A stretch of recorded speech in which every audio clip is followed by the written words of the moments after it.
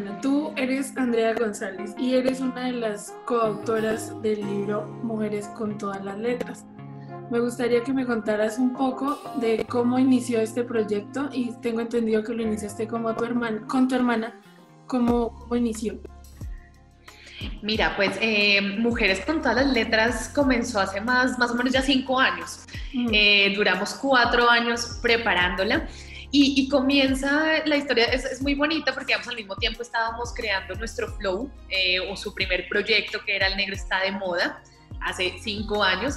Y las dos veníamos en una búsqueda, creo que muy femenina también, entendiendo nuestra posición como mujeres.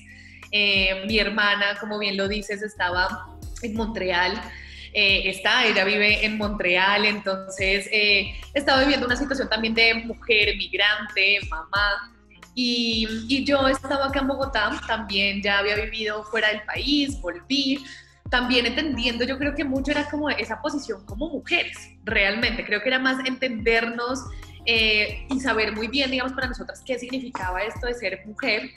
Y en ese momento mi hermana estaba en embarazo y estábamos pensando creo que es uno de los retos más grandes, ahora cada vez lo pienso más, y era cómo enseñarle a estas nuevas generaciones lo que es ser mujer, lo que es la equidad de género y lo que es como trabajar en la construcción de una sociedad pues más equitativa y justa, ¿no? Y ahí, pensando que era muy sencillo, mi hermana un día me dijo, ¿y si hacemos un libro? Y pues yo le creí, yo dije, esto debe ser muy fácil, le dije, hagámosle. Bueno, yo tenía tiempo porque estaba emprendiendo, entonces dije, bueno, hagámoslo. Y pues no es sencillo, la verdad, después de estos años no es muy sencillo, pero creo que sí muy gratificante. Empezamos un tiempo de conocer mucho, de investigar, de darnos cuenta que de verdad no había esta visibilización de estas historias, pero sí había historias. Sí había muchas mujeres que no conocíamos y que cuando las fuimos conociendo y averiguando, pues fue maravilloso todo este mundo femenino que nos encontramos, todas estas mujeres que gracias a ellas hoy las mujeres de este momento podemos hacer muchas cosas que antes no hacíamos y que pues no nos las habían contado y que posiblemente no entendíamos ese valor hasta que no lo investigamos y lo apropiamos un poco para crear estos cuentos. Antes de entrar en detalle con el libro, me gustaría que retrocediéramos un poco y me contaras, pues, quiénes son ustedes, a qué se dedicaban antes. Me imagino que nunca pensaron en escribir un libro, o sea, no era un proyecto ser escritoras, pero qué eran antes y a qué son ahora con la creación del libro y del movimiento social. Bueno, pues yo te voy a hablar de mí, puedo contar un poquito de Mabel y de nuestra relación como hermanas.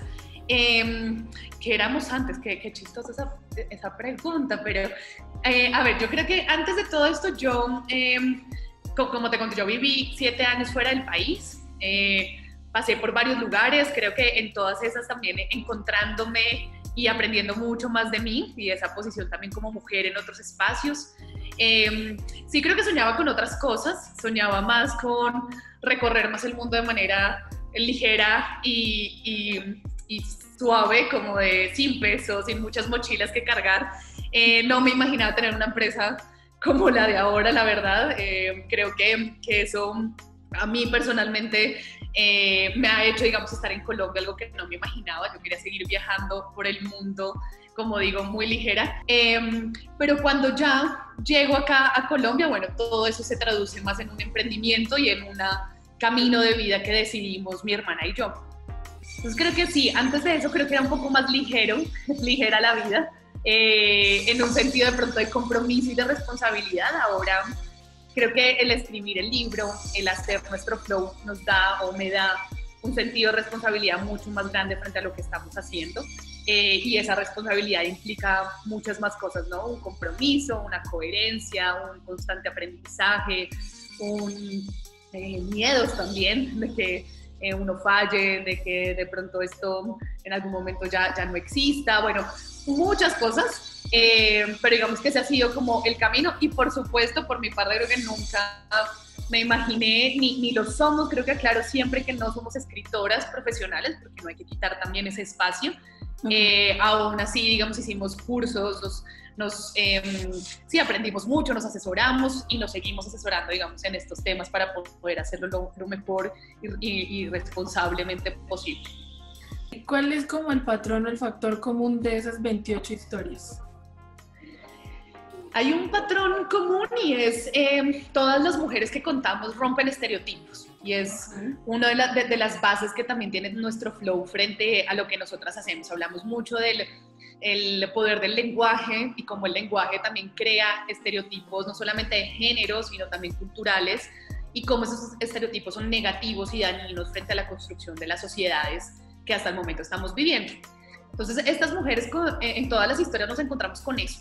Rompen estereotipos, bien diferentes estereotipos, ¿no? Muchas no son madres y para una época, por ejemplo, en 1912, 1915, 1930, aún hoy, el que una mujer no quiera ser mamá sigue siendo romper un estereotipo de que la mujer es mujer cuando también es mamá, ¿no? Entonces muchas de estas mujeres rompieron con ese estereotipo, muchas otras en trabajar en áreas en donde los hombres pues predominaban y no había mujeres trabajando ahí. Entonces, por ejemplo, en la ciencia, en la aviación, tenemos la primera mujer piloto de Latinoamérica, que es Herbelinda Urbina en Ecuador. Entonces, digamos, todavía profesiones que los hombres han conquistado y en estos momentos mucho más y que ellas logran y se atreven a romperlos.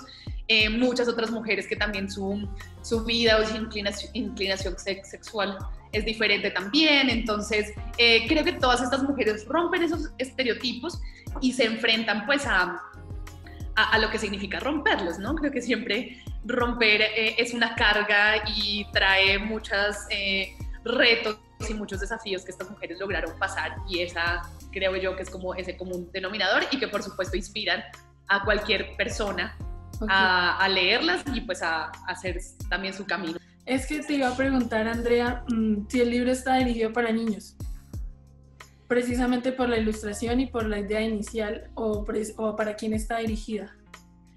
Te cuento que es bien curioso porque sí, inicialmente digamos la idea estaba inspirada en mis sobrinas, entonces fue justamente sí, en niñas y niños que pudieran leer este libro. Sin embargo, cuando sale el libro nos dimos cuenta que había muchos públicos que lo compraban. Y, ¿sabes? Me pude dar cuenta que también había una generación que quería conocer de estas historias y no solamente, por ejemplo, no solamente para enseñársela a niñas y niños, sino para nutrir su propio conocimiento frente a esas historias de mujeres. Entonces, ha sido lindo porque bien sí lo cuentan personajes infantiles.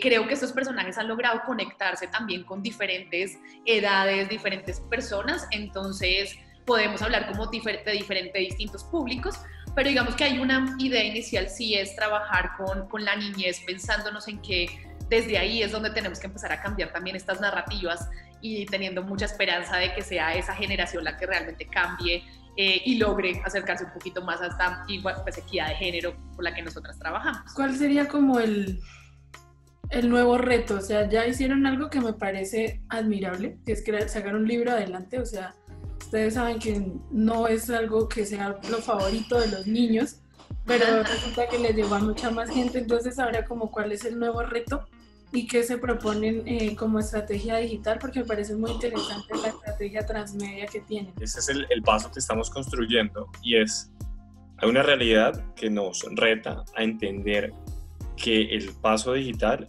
es necesario. Es decir, tú lo estabas diciendo de una manera muy clara. Tal vez los niños no están tan acostumbrados a leer, a tratar de llegar a los canales de comunicación que para nosotros pueden ser más comunes, pero las cosas han evolucionado. Entonces es necesario aprovechar todo este tipo de contenidos que de verdad cambian, que son transformadores, que son apuestas transformadoras, y llevarlas a la estrategia digital práctica. Entonces, por ejemplo, estas estrategias interactivas digitales son un paso para mostrar que lo que decía Andrea es cierto. La narrativa tiene que cambiarse de una manera desde el lenguaje. O sea, nuestra narrativa nos la han entregado desde el hombre, desde el triunfador, desde la persona que tiene cierto estatus, desde cierto tipo de mensajes cifrados que lo que tenemos que hacer es llegarle en esos canales de comunicación distintos, en este caso digitales. Estamos soñando con hacer clases virtuales, con hacer un montón de estrategias digitales para difundir esos mensajes contrarios a los que ya están establecidos y que son como el status quo. Participaciones digitales, encuestas, juegos, cursos virtuales, lo que decíamos. Seguramente esos mensajes van a ser más cercanos, pero es una transformación del lenguaje. Lo importante, creo que nuestro flow en ese sentido tiene un alma muy bonita, y es que llevar esto a la práctica tiene que hacerse de manera responsable, no solamente comunicar con un mensaje inclusivo, con un mensaje donde se respete a la mujer, donde hay una equidad, donde la igualdad sea algo que sí se pueda construir, sino es también saber cómo comunicarlo y cómo construir estos elementos en las comunicaciones, en la parte digital, en la estrategia. Estos días hemos estado tratando de meter una parrilla de contenidos muy actual. Hay que hablarle a la gente desde lo actual, desde lo que está pasando, y esos mensajes son los que toca dárselos de una manera muy estratégica a la gente, de una manera honesta y leal. Gracias por pensar en todo. Invitada. La verdad es lo que más me gusta de esto. Y muchas gracias por el espacio y por el tiempo. Que tengan muy buen día. Igual, muchas gracias. Feliz día.